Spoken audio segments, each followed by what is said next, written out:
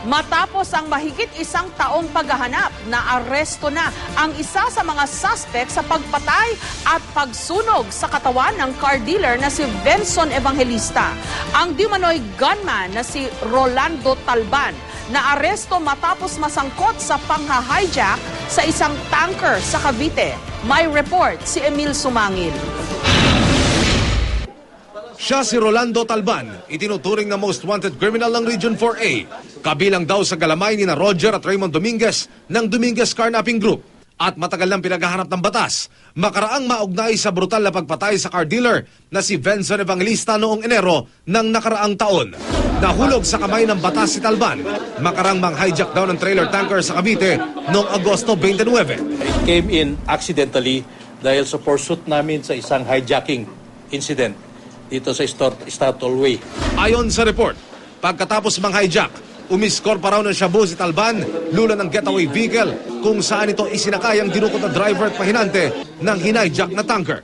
Pero habang inaantay raw ang binilhan ng shabu, inagawan daw ng baril si Talban at dito na nagkaputukan.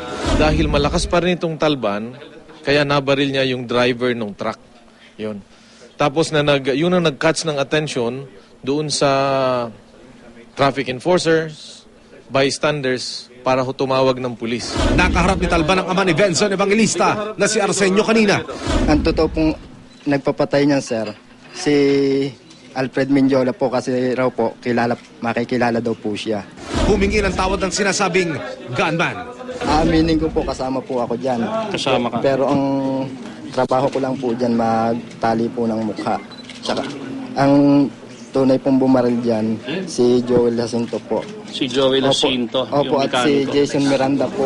Ayon sa ama ng biktima, si Talban ang itinuturo ng pinatay na star witness na si Alfred Mendiola o alias Bading sa kanyang sworn statement na bumaril sa kaliwang sentido at sumunog sa anak na si Benson. Si Alfred Mendiola, sinasabi niya, si Rolando Talban din ang bumaril. Mapapansin nyo, ang tama rin ni Joyce Rivera, Baywalk body, sa left temple din. Pare-parehas. Inamin sa pulisya ni Talban na dati niyang amo ang mga Dominguez. Ngayong nakakulong na raw ang mga ito, lumipat na raw siya ng grupo. Pero itinanggi niyang pinatay niya si Benson. Sa sitwasyon ko po, alam ko po ang mangyayari sa akin na papapatay din po ako sa pagsasabi ko po ng totoo. Bukod sa Benson Evangelista, Emerson Lozano double murder case, sabi ng pulisya, nasabit din si Talban sa paumaril sa negosyanteng si Teresita Tiaño sa Camuning, Quezon City at sa naganap na engkwentro sa Project 6 nitong mga nakalipas na buwan.